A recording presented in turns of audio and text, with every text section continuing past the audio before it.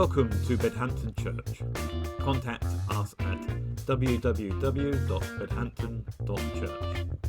But for now, let's continue that journey with this input.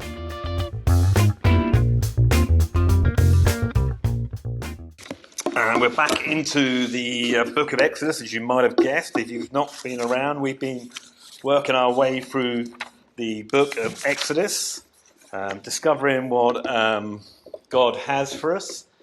There's a book which we've been using as part of that called Exodus for Normal People.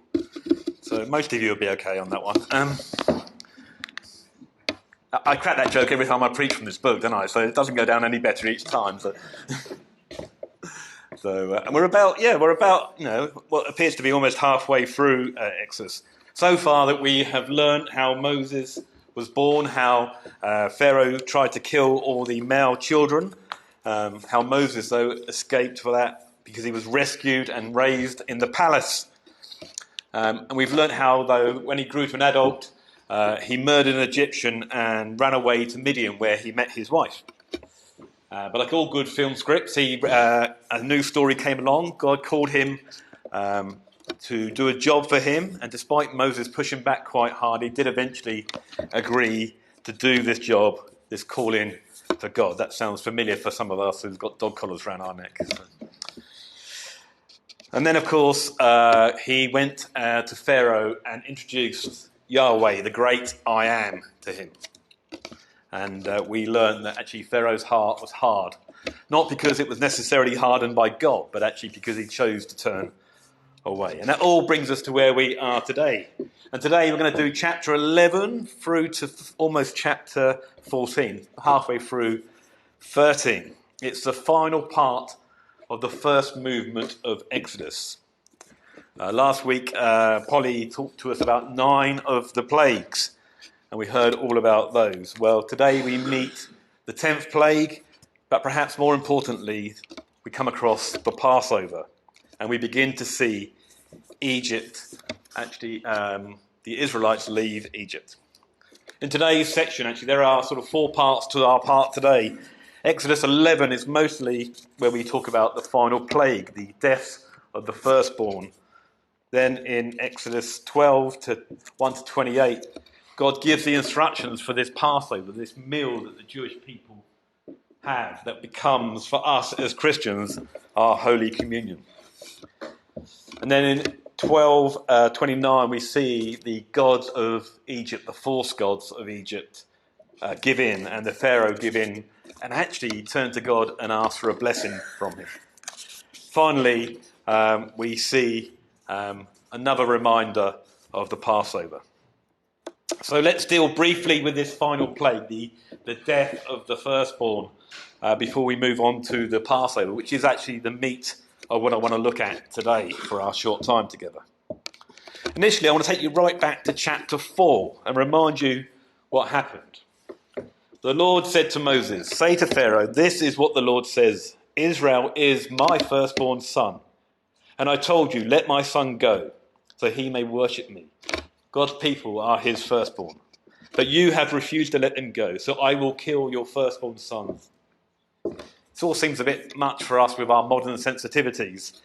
But actually, we have here God warning them. Before any plagues, before any demonstration of God's power, we have God warning Egypt, if you continue to propagate evil on my firstborn, I will turn that around on you.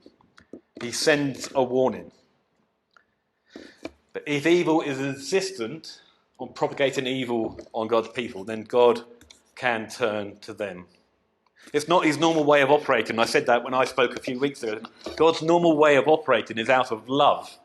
He comes to us. He came to Jack. So he first loved Jack before Jack turned to him. But actually we know that if evil insists on propagating itself, then God can turn on them. And we read, don't we? Every firstborn son in Egypt will die, from the firstborn son of the Pharaoh who sits on the throne. There will be a loud wailing in Egypt. Again, not his normal mode of operation, but something he can be drawn into. But interestingly for me, there's a lot that goes on here. Because God first warned them. And then in chapter 12, we see that he sets up a substitute. He sets up the Passover. He says, actually, there can be a substitute for this death of the firstborn. If you paint the blood of a lamb on your door, there will be a substitute. On that same night I will pass through Egypt and strike down every firstborn, both people and animals. And I will bring judgment on the gods, small g, of Egypt. I am the Lord, I am Yahweh, I am the great I am, is what he's saying. The blood will be a sign in your house, where you are, and I will see your blood, and I will pass over you. No destructive plague will touch you where I strike. An opportunity for mercy. And theologian Tim Mackie suggests that this isn't just for the Israelites. Actually, he suggests that in reading the original scriptures, this is for anyone who turns to God. The Egyptians had an opportunity to turn to God. Anyone who turns away from the false gods of their society to the great I am, Yahweh, will receive mercy.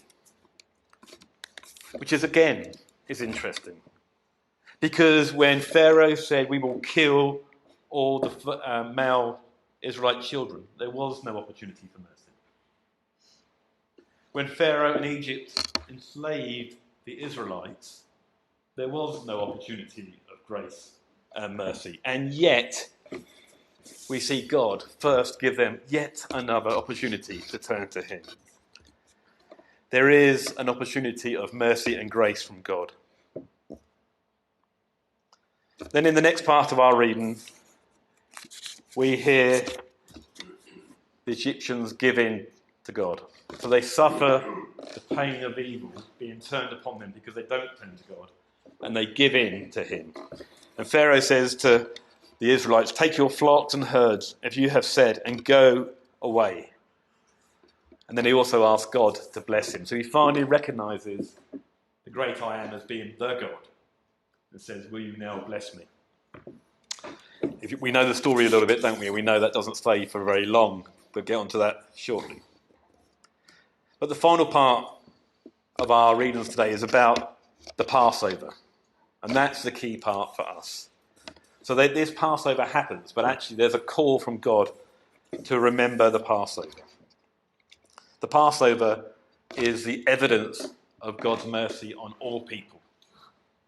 For anyone who turns to him, there is mercy to be had. With a mighty hand, the Lord brought us out of Egypt, he says, remind your sons and daughters. With a mighty hand, the Lord brought us out of Egypt and out of slavery. Whew, that's a lot I've gone through quickly there, isn't there? So, and go home and read. If you haven't already read these few chapters, go home and read them and actually see that I'm not making this up. There is opportunity after opportunity for Egypt to actually turn to God. But they insist on continuing to propagate evil. And if you want to remember this all in one simple verse, just read 12:12. Ignore my typo up there. Read Exodus 12:12. On that same night I will pass through Egypt and strike down every firstborn of both people and animals, and I will bring judgment on the gods of Egypt. I am the Lord. That is a summary of all that's gone before, all that we've done over the last few weeks. I am the Lord. When you see Lord in capitals, it means Yahweh. I am the one. I am the Lord. That's the summary for you. And we get to this point often in our discussions or our sermons, don't we, when we say, well, that's great. It's a good back script for a movie or for a kids' book. It always amazes me that they do kids' books out of Moses. But it's a good backstory. But so what in 2024? And it's a question I often ask. What difference does this make tomorrow morning? When you're back at work, when you're looking after the grandchildren, when you're doing whatever it is you want to do tomorrow morning, what difference does this make? And I think actually this week it's more obvious than perhaps it has been before. Because to me, what has gone on with the Passover points directly to Jesus. There are so many allusions to Jesus. From the Passover to the remembrance of the Passover to the Last Supper and of course towards our Holy Communion. And There's an allusion to Jesus. From Jesus being the firstborn of God to the firstborn we heard here as well today. Jesus is our ransom for death. We don't depend upon a lamb on the door. But the lamb, of course, from the Passover is another allusion to Jesus and the grace we receive from God. The lamb is an image of grace available to the Israelites and the Egyptians during Exodus, but actually Jesus is the ultimate image of grace for us here today. And then there's the blood as well. The blood on the door, of course, the illusion of that is actually the blood of the lamb. But actually, I think the door, for me, as I was praying this week, the door itself, for me, is an allusion to Revelation, where Jesus says, "Here I am, I stand at the door and knock. If anyone hears me and opens the door, I will come and eat with that person and they with me." Jesus stands at the door and knocks. Today, Jack opened the door. But Jesus stands at the door and knocks for all of us. He doesn't force himself upon us. He waits for us to open the door. And I see that allusion in this reading today as well. If anyone is willing to turn from false gods of society, from what society says that life is all about, and turn to Jesus and say, "I really have no clue entirely who you are, but I see that you are God. Take me, let me learn more of you." If anyone's willing to do that, then Jesus says, open the door. And so we don't forget that promise of grace. Of course, we remember it around the communion table. We really should have had communion today, shouldn't we? We remember it around the communion table every week here in the parish, either at St. Thomas's or here. We have communion as a remembrance of the fact that Jesus died for us. That's what difference Exodus makes in 2024. It's the same remembrance that God commanded of the Israelites to remember the Passover that we have with Jesus around the table. "I've eagerly desired to eat this Passover with you," he says. "Do this in remembrance of me." We're commanded to remember Jesus in that as well. Exodus is relevant in 2024 because we have our own Egypt and we have our own slavery that we need to get away from. And we have our own Passover lamb in. For those who are willing to do what Jack did today and turn to him, he is waiting for us. Which means actually, I think when we take communion, we need to just pause and remember that. It's a sacred moment when we receive that communion. Whatever you believe goes on in that moment, I don't know. For me, actually, it really doesn't matter. It's the remembrance of what God did for us on the cross. But I think there's more to it than that, isn't there? Because that can't be the only point when the remembrance of what Jesus did on the cross for us is shown. I want to ask the question today, do we see that remembrance in our life? Can others see the remembrance of what Jesus has done for us in our lives? Or do we have a Pharaoh heart that's hard? It's nice on a Sunday, we celebrate, we shout, we sing, we baptise. Then the Monday morning, it doesn't really matter where we were yesterday. I don't believe that of most of you. I don't believe that of this place. That's not what I see in this church. But sometimes it's good to have a reminder. This must make a difference. When you go through a selection panel to be ordained as a vicar in the Church of England, you do a little 5-minute spiel to see that, what you feel about. My 5-minute spiel was, Monday morning must be different. It's got to be different, isn't it, guys? Otherwise, what's the point?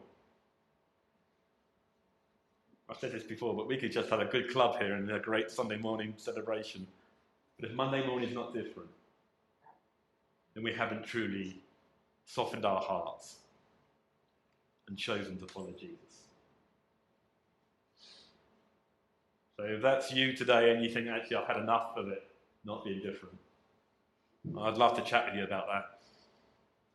love to chat and encourage you that actually life can be different. Not that it's all going to be perfect again tomorrow morning, but actually that Jesus died on the cross for us. That we can get away from our Egypt, we can get away from our slavery and turn to Him. You have been listening to Bedhampton Church. Our prayer is that this helps you journey with Jesus and serve your community by sharing God's love and friendship. Subscribe and join us for more discussion at www.bedhampton.church. All material Creative Commons copyright. Contact us for more details.